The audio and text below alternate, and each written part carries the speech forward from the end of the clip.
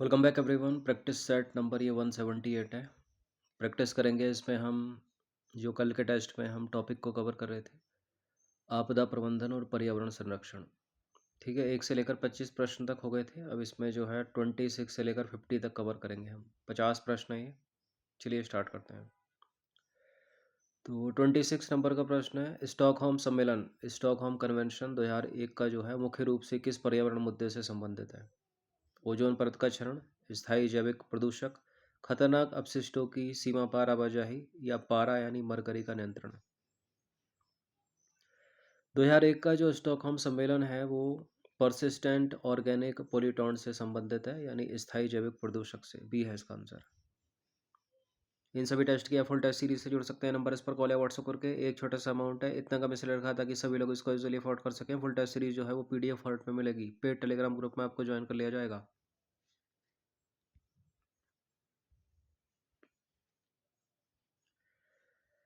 देखिए, Stockholm convention पर्यावरण को पीओपीएस यानी परसिस्टेंट ऑर्गेनिक पॉल्यूटेंट जैसे कि डीडीटी हो गया, डाइऑक्सिन हो गया और पीसीबीएस, इनसे बचाने के लिए एक वैश्विक संधि है।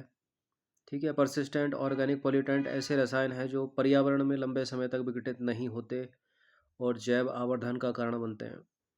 ये वही जैव आवर्धन है जो किसी पोषण स्तर में जो उच्च मांसाहारी होते हैं उनमें सबसे ज़्यादा इकट्ठा होता है उनके पेट के अंदर।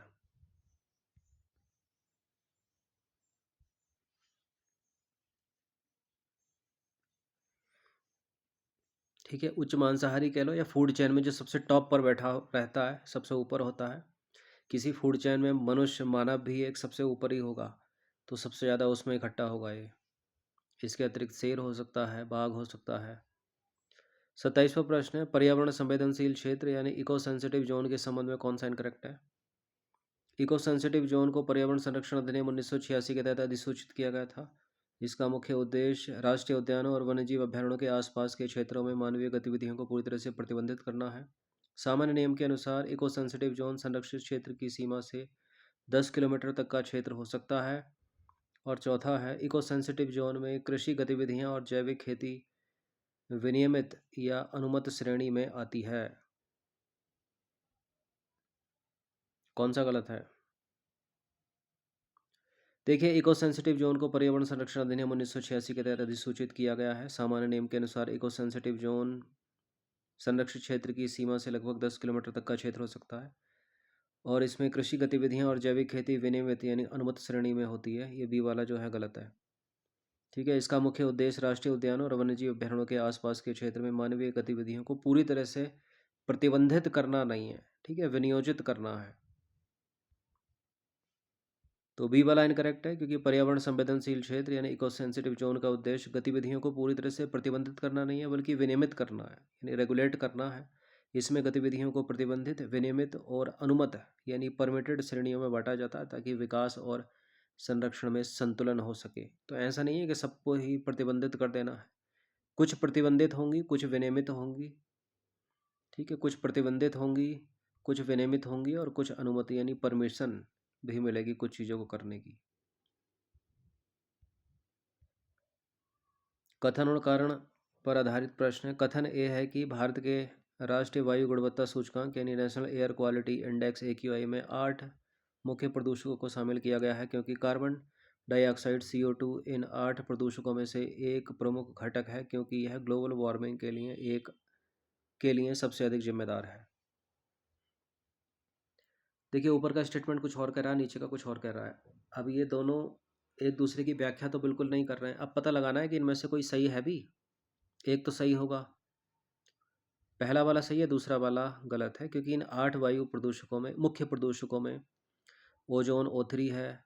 ठीक है, CO2 नहीं है, CO है, इसमें कार्बन मोनोऑक्साइड है, SO2 है, NO2 है, लेड है, NOx है, NO2 है। लेकिन ये जो है ना, तो ए सही हो जाएगा, आर जो है गलत हो जाएगा, तो डी हो जाएगा इसका आंसर। तो AQI में शामिल जो 8 प्रदूषक हैं वो है PM10, PM2.5, NO2, SO2, CO।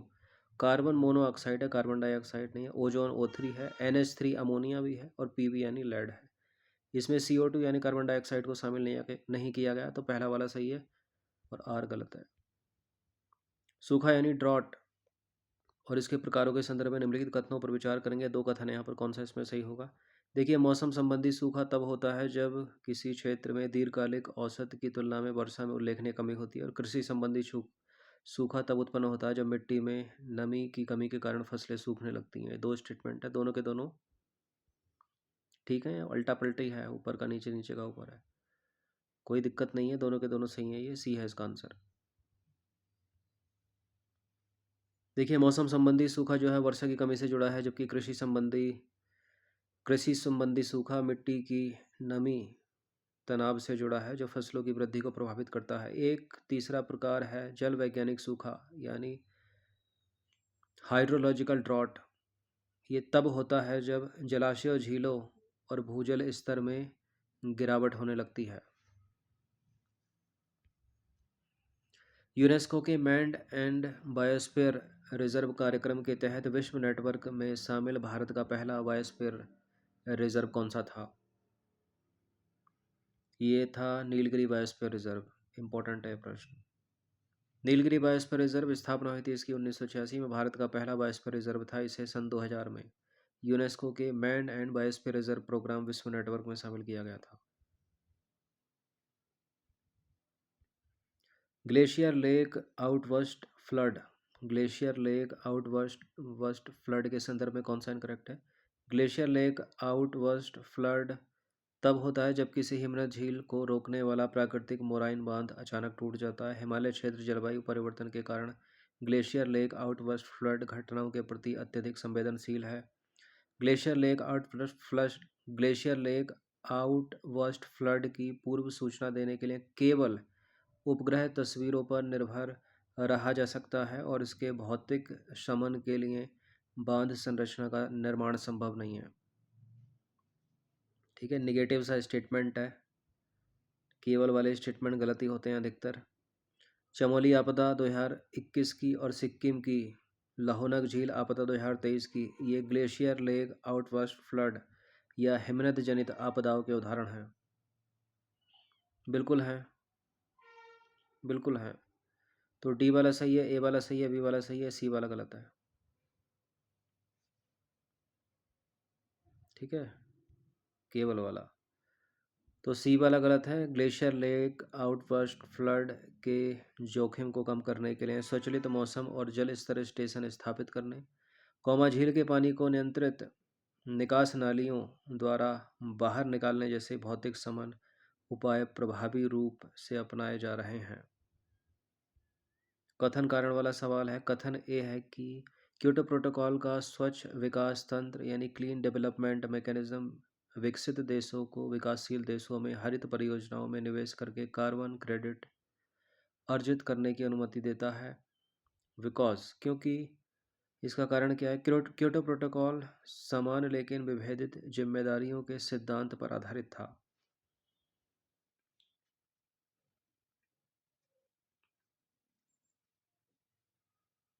ठीक है, क्योटो प्रोटोकॉल का स्वच्छ विकास तंत्र विकसित देशों को विकासशील देशों में हरित परियोजनाओं में निवेश करके कार्बन क्रेडिट अर्जित करने की अनुमति देता है, क्योंकि क्योटो प्रोटोकॉल समान लेकिन विभेदित जिम्मेदारियों के सिद्धांत पर आधारित था।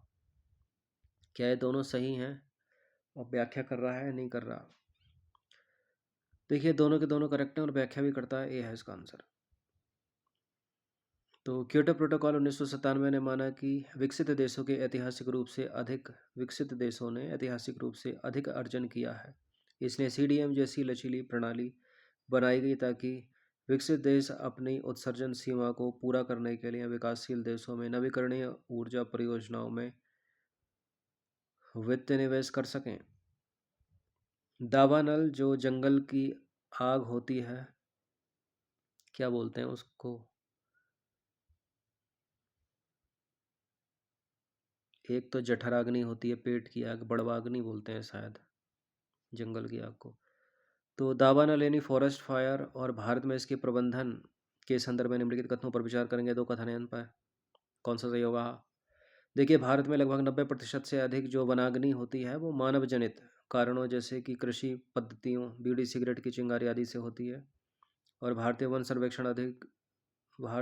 सर्वेक्षण वनाग्नि की घटनाओं की वास्तविक समय में निगरानी के लिए MODIS और VIIRS उपग्रह डेटा का उपयोग करता है। बिल्कुल करता है, दोनों के दोनों करेक्ट हैं, बी होगा इसका आंसर, या वो वाला ऑप्शन जिसमें दोनों होंगे। तो भारत में अधिकांश जो वनाग्नि होती है यानी जंगल में लगने वाली आग मानव गतिविधियों द्वारा गलती से या जानबूझकर लगाई जाती है। भारतीय वन सर्वेक्षण, ठीक है, जो कि है देहरादून में, नासा के MODIS यानी moderate resolution imaging spectro radiometer और VIRS यानी visible infrared imaging radiometer sweet सेंसरों का उपयोग करके दैनिक आधार पर वनाग्नि अलर्ट जारी करता है। ये जो जंगल की आग है पूरे विश्व की एक समस्या है, ठीक है। ऑस्ट्रेलिया में लगी थी, अभी यूरोप में लगी थी, और भारत में उत्तराखंड में लगती रहती है। इसी के चलते उत्तराखंड की सरकार ने पिरुल लाओ पैसे पाओ योजना भी चलाई थी। पिरुल के पत्ते जल्दी आग पकड़ते हैं। 34वां प्रश्न है, ई अपशिष्ट प्रबंधन नियम 2022 के तहत लागू की गई अवधारणा EPR का पूर्ण रूप क्या है?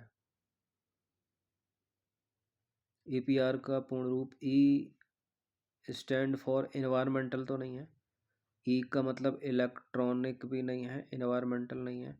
ई का मतलब है एक्सटेंडेड प्रोड्यूसर रेस्पॉन्सिबिलिटी, बी है इसका आंसर।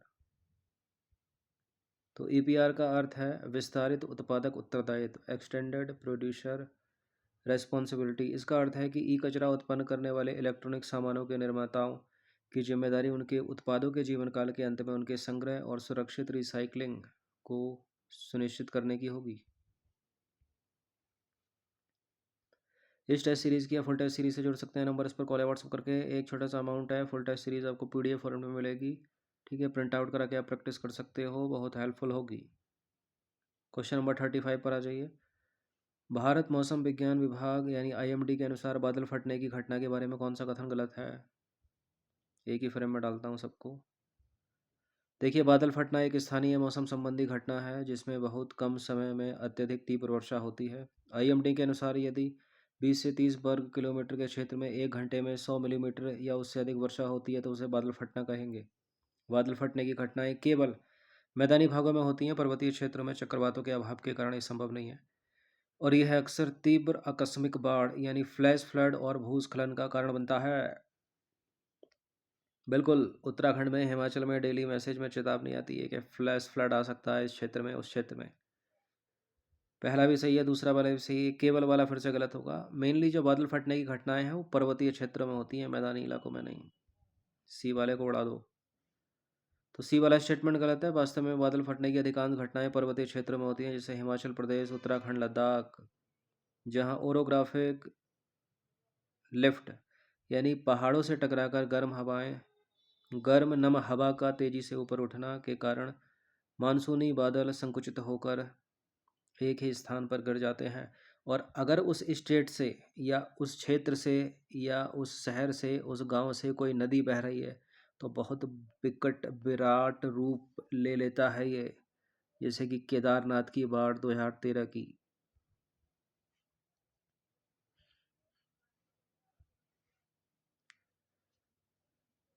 36वां प्रश्न है कथन कारण वाला। कथन ए है कि प्रकाश रासायनिक स्मॉग यानी फोटोकेमिकल स्मॉग को लॉस एंजलिस स्मॉग भी कहा जाता है, और यह मुख्य रूप से ग्रीष्मकाल में तेज धूप में बनता है क्योंकि यह वाहनों से निकलने वाले नाइट्रोजन ऑक्साइड्स NOx और वाष्पशील कार्बनिक यौगिकों की सूर्य के प्रकाश की उपस्थिति में रासायनिक प्रतिक्रिया से उत्पन्न होता है।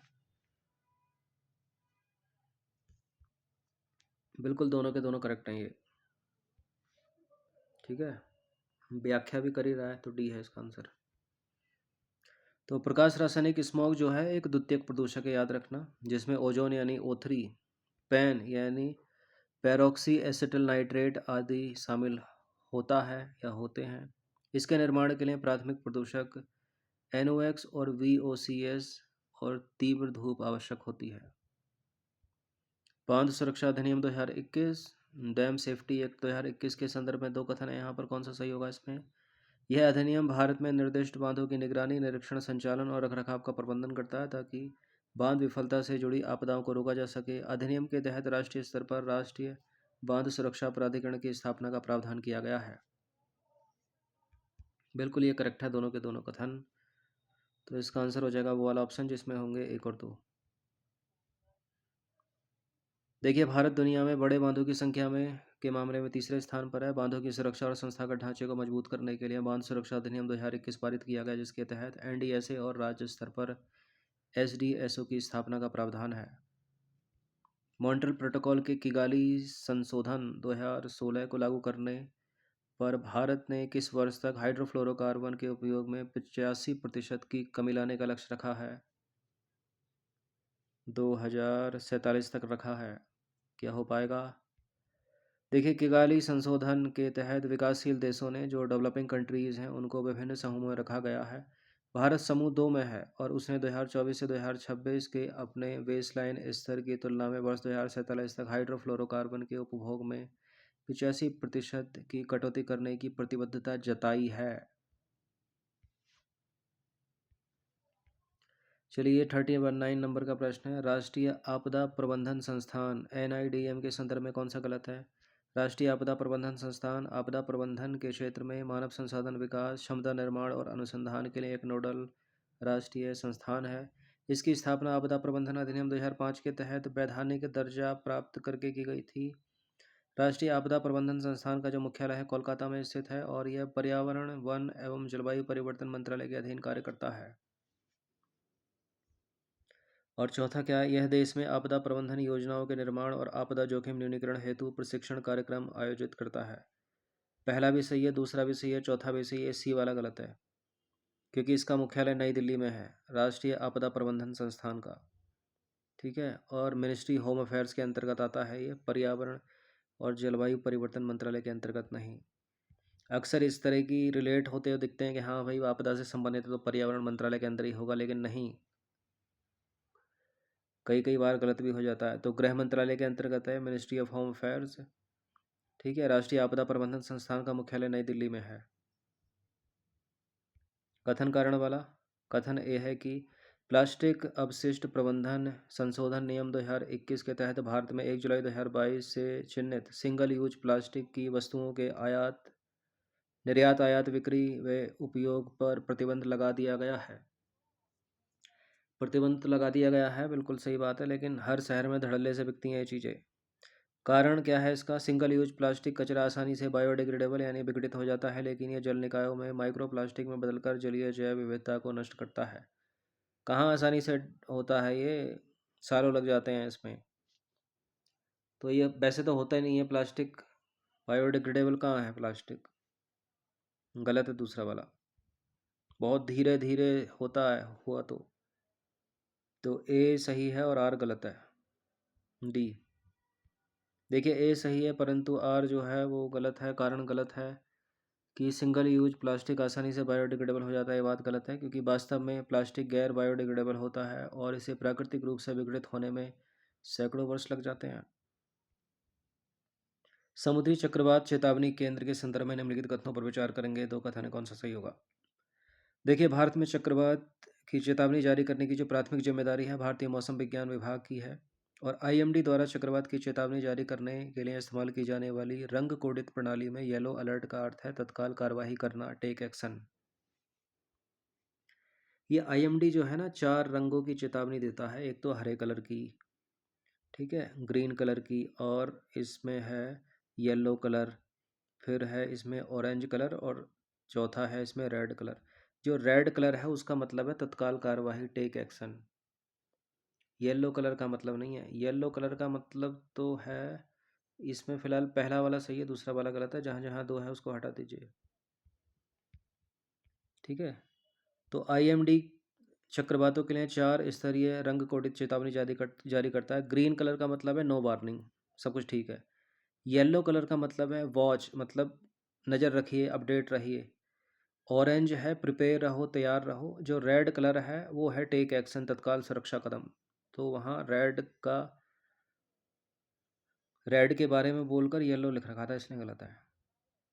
42वें नंबर का प्रश्न है, तटीय विनियमन क्षेत्र CRZ अधिसूचना 2019 के संदर्भ में कौन सा गलत है? देखिए, तटीय विनियमन क्षेत्र 1, तटीय विनियमन क्षेत्र 2, तटीय विनियमन क्षेत्र 4, तटीय विनियमन क्षेत्र 3।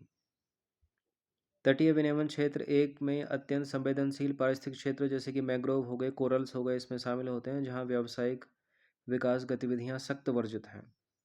तटीय विनियमन क्षेत्र 2 में विकसित तटीय शहरी क्षेत्र शामिल हैं, जहाँ बुनियादी ढांचा पहले से निर्मित है। और तटीय विनियमन क्षेत्र 4 जल क्षेत्र ज्वारीय प्रभाव वाला ये होता है। एक और बचा तटीय विनियमन क्षेत्र 3 के बारे में क्या लिखा है। ग्रामीण तटीय क्षेत्र है, जहाँ नए नियमों के अनुसार ज्वार रेखा से 50 मीटर तक की दूरी तक नो डेवलपमेंट जोन को पूरी तरह समाप्त कर दिया गया है। पहला वाला सही है, दूसरा वाला भी सही है, सी वाला भी सही, ये वाला डी गलत है। देखिए, तटीय विनियमन क्षेत्र 3 जो है ग्रामीण तटीय क्षेत्र है, जहाँ नए नियमों के अनुसार ज्वार रेखा 200 से घटाकर 50 मीटर कर दी गई है, ऐसा नहीं कि पूरी तरह समाप्त कर दी गई है, गलत है ये वाला। तो डी वाला स्टेटमेंट गलत है, क्योंकि तटीय विनियमन क्षेत्र 2019 नियमों के अनुसार तटीय विनियमन क्षेत्र 3 ग्रामीण के अंतर्गत घनी आबादी वाले ग्रामीण क्षेत्रों के लिए नो डेवलपमेंट जोन को 200 मीटर से घटाकर 50 मीटर कर दिया गया है, पूरी तरह से समाप्त नहीं किया गया है। 42वां प्रश्न है, साइट्स जो है ना लुप्तप्राय प्रजातियों के अंतर्राष्ट्रीय व्यापार और कन्वेंशन को अन्य किस नाम से जाना जाता है। Nairobi convention, Bern convention, Geneva convention या वॉशिंगटन कन्वेंशन। वॉशिंगटन कन्वेंशन है ये। देखिए, साइट्स को वर्ष 1973 में वॉशिंगटन डीसी में अपनाए जाने के कारण वॉशिंगटन कन्वेंशन भी कहा जाता है। यह सुनिश्चित करता है कि जंगली जानवर और पौधों की प्रजातियों का अंतर्राष्ट्रीय व्यापार उनके अस्तित्व को खतरे में न डाले। कथन कारण वाला सवाल है। कथन ए है कि जो मैंग्रोव वन होते हैं वो तटीय क्षेत्रों में चक्रवात, सुनामी और तटीय कटाव के विरुद्ध एक प्राकृतिक बायोशील्ड के रूप में काम करते हैं, क्योंकि बिकॉज मैंग्रोव क्षेत्र पौधों में पाई जाने वाली जटिल और उलझी हुई श्वसन जड़ें लहरों की गतिज ऊर्जा को कम कर देती हैं। बिल्कुल इसी चक्कर में तो ये कर पाता है। दोनों के दोनों सही हैं और व्याख्या भी कर रहा है, तो यह है इसका आंसर। देखिए, मैंग्रोव पौधों की मजबूत जड़ें तटीय तलछट को बांध कर रखती हैं और समुद्र की विशाल लहरों में सुनामी की ऊर्जा को अवशोषित कर तटवर्ती आबादी को भीषण तबाही से बचाती हैं। जैव विविधता कन्वेंशन यानी कन्वेंशन ऑफ बायोडाइवर्सिटी सीबीटी के संदर्भ में निम्नलिखित कथनों पर विचार करेंगे। सीबीटी एक कानूनी रूप से बाध्यकारी अंतर्राष्ट्रीय संधि है, जिसके 3 मुख्य उद्देश्य हैं। जैव विविधता का संरक्षण करो, इसके घटकों का सतत उपयोग करो और आनुवंशिक संसाधनों से लाभ का न्याय संगत बंटवारा। और नागोया प्रोटोकॉल सीबीडी के तहत आनुवंशिक संसाधनों तक पहुंच और लाभों के निष्पक्ष बंटवारे से संबंधित है क्या। कौन सा सही है इसमें। बड़े स्टेटमेंट हैं, मैं थोड़ा तीव्र गति से चल रहा हूँ इसीलिए दोनों के दोनों सही हैं ये। इसका आंसर हो जाएगा ऑप्शन नंबर सी 1 और 2। तो सीबीडी को 1992 के अर्थ समिट में अपनाया गया था। ठीक है, इसके तहत 2 महत्वपूर्ण पूरक समझौते हैं। कार्टेजेना प्रोटोकॉल जो कि है बायोसेफ्टी से, और है नागोया प्रोटोकॉल जो है एक्सेस एंड बेनिफिट शेयरिंग से।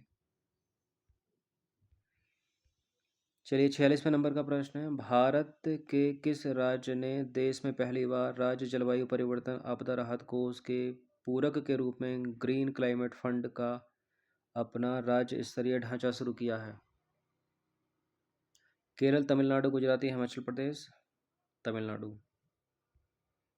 तमिलनाडु सरकार ने तमिलनाडु ग्रीन क्लाइमेट कंपनी के तहत अपना खुद का 1000 करोड़ का तमिलनाडु ग्रीन क्लाइमेट फंड शुरू किया, जो राज्य में जलवायु अनुकूलन और आपदा प्रबंधन परियोजनाओं को वित्त पोषित करता है। पारिस्थितिक अनुक्रमण पर प्रश्न है, इकोलॉजिकल सक्सेशन के बारे में कौन सा एक गलत होगा। पहले ही मैंने बताया है इकोलॉजिकल सक्सेशन क्या होता है। इकोलॉजिकल सक्सेशन मतलब ऐसी जगह जैसे कि नग्न चट्टान हो गई। अब इसमें सबसे पहले प्राथमिक जब अनुक्रमण होगा यानी प्राइमरी इकोलॉजिकल सक्सेशन होगा, तो इसमें क्या होगा, सबसे पहले इसमें मॉस फर्न उगेंगे। ठीक है, नग्न चट्टान है, मॉस फर्न उगेंगे इसमें, सॉरी लाइकेन के प्लांट उगेंगे। इसके बाद अगली जो है मॉस फर्न उगेंगे, फिर झाड़ियाँ, हर्ब आएगा, फिर शर्ब आएगा, फिर ये थोड़ा बड़ा पेड़ हो जाएगा, फिर और बड़ा, फिर अंत में जो है जंगल बन जाएगा, बट वृक्ष बन जाएगा ये। तो यही है। देखिए, प्राथमिक अनुक्रमण जो प्राइमरी सक्सेशन है उस स्थान पर होता है जहाँ पहले से ही कोई सजीव या मिट्टी मौजूद नहीं होती, जैसे कि नग्न चट्टान। ठीक बात है। द्वितीयक अनुक्रमण यानी सेकेंडरी सक्सेशन उस क्षेत्र में होता है जहाँ पहले से ही जीवन था, लेकिन प्राकृतिक आपदा जैसे कि वनाग्नि से नष्ट हो गया। ये भी ठीक है। प्राथमिक अनुक्रमण की तुलना में द्वितीय अनुक्रमण की गति बहुत धीमी होती है क्योंकि इसमें मिट्टी का निर्माण नए सिरे से करना होता है। ये बात गलत है। प्राथमिक अनुक्रमण जो है बहुत धीरे होता है और द्वितीयक अनुक्रमण जो है वो तीव्र गति से होता है। ठीक है। चरम अवस्था जो सबसे एंड में जो होती है ना, क्लाइमेक्स क्लाइमेक्स कम्युनिटी या क्लाइमेक्स स्टेज, वो अनुक्रमण की वह स्थिति है जो पर्यावरण के साथ संतुलन में होती है। ठीक है। जो सबसे एंड में जो होते हैं बड़े बड़े वृक्ष होते हैं। तो सी वाला स्टेटमेंट गलत है। द्वितीय अनुक्रमण की गति प्राथमिक अनुक्रमण की तुलना में बहुत तेज होती है क्योंकि वहाँ मिट्टी और जैविक पदार्थ जैसे कि बीज पहले से ही उपस्थित होते हैं। प्राथमिक अनुक्रमण में मिट्टी बनने की प्रक्रिया के कारण सैकड़ों से हजारों वर्ष लग जाते हैं। तो नग्न चट्टान पर सबसे पहले आएंगे लाइकेन के प्लांट। 48वां प्रश्न है कथन और कारण आधारित। कथन ये है कि जो फ्लाई ऐश है वो कोयला आधारित ताप विद्युत ग्रहों से निकलने वाला एक सूक्ष्म उत्पाद है जो वायु प्रदूषण का कारण बनता है क्योंकि फ्लाई ऐश का उपयोग सीमेंट निर्माण, ईंट बनाने और राष्ट्रीय राजमार्गों के निर्माण में कंक्रीट के विकल्प के रूप में किया जा सकता है। फ्लाई ऐश के बारे में पहला वाला सही है, कथन सही है, कारण भी सही है। ठीक है, दोनों के दोनों सही हैं, दोनों अलग अलग बातें कर रहे हैं। ये वो बात ठीक है लेकिन व्याख्या तो नहीं कर रहा कोई भी, तो डी वाला लगा दो। ठीक है, दोनों के दोनों सही हैं। आर ए और आर दोनों सही हैं लेकिन आर ए की सही व्याख्या नहीं करता है। ठीक है, दोनों के दोनों स्वतंत्र रूप से सत्य हैं। कारण ए सही है, कथन ए सही है कि फ्लाई ऐश एक वायु प्रदूषक है। कारण आर भी सही है कि इसे संसाधन के रूप में पुनर्चक्रित किया जा सकता है। हालांकि कारण आर इस बात की व्याख्या नहीं करता है कि फ्लाई ऐश वायु प्रदूषण क्यों फैलाता है, वह उसकी बारीक कण प्रकृति के कारण होता है। ठीक है, उसके उपयोग के बारे में बता रहा है दूसरा वाला, ये नहीं बता रहा है कि क्यों प्रदूषक है वो, क्यों खतरनाक है।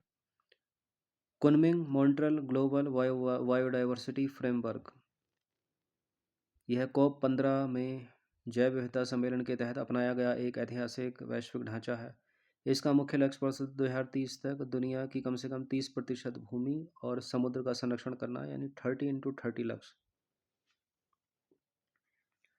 Kunming Montreal global biodiversity framework, दोनों के दोनों ये सही हैं। सी है इसका आंसर। देखिए, कुनमिंग मॉन्ट्रियल ढांचा दिसंबर 2022 में अपनाया गया था। इसमें वर्ष 2030 तक के लिए 23 कार्यवाही उन्मुख लक्ष्य शामिल हैं, जिनमें सबसे प्रसिद्ध है 30x30 लक्ष्य, यानी 30% स्थलीय और जलीय क्षेत्रों का संरक्षण करना है। 50वां प्रश्न और अंतिम प्रश्न है, राष्ट्रीय आपदा प्रबंधन योजना किस वर्ष पहली बार जारी की गई थी जो सेंडाई फ्रेमवर्क के 4 प्राथमिकता वाले क्षेत्रों पर आधारित थी? वर्ष 2016 में। सी है, बी है इसका आंसर। देखिए, भारत के प्रधानमंत्री द्वारा वर्ष 2016 में देश की पहली राष्ट्रीय आपदा प्रबंधन योजना जारी की गई थी। यह पूरी तरह से सेंडाई फ्रेमवर्क के संरेखण में तैयार की गई थी ताकि आपदा जोखिम न्यूनीकरण को संस्थागत रूप दिया जा सके। ठीक है, सेंडाई फ्रेमवर्क 2015 से 2030 तक, जो 15 वर्ष का जो समय है, कल के टेस्ट में था ये प्रश्न। सेंडाई फ्रेमवर्क की इसमें अवधि पूछी थी 15 वर्ष की। तो ये 50 प्रश्न हो गए आपदा प्रबंधन और जलवायु पर्यावरण संरक्षण से संबंधित। इनकी प्रैक्टिस कर लीजिएगा 1 से 2 बार। फुल टेस्ट सीरीज से आप जुड़ सकते हैं, नंबर इस पर कॉल या व्हाट्सअप करके। एक छोटा सा अमाउंट है, वन टाइम पेमेंट है। एग्ज़ाम तक आपको प्रोवाइड किए जाएंगे क्वेश्चंस।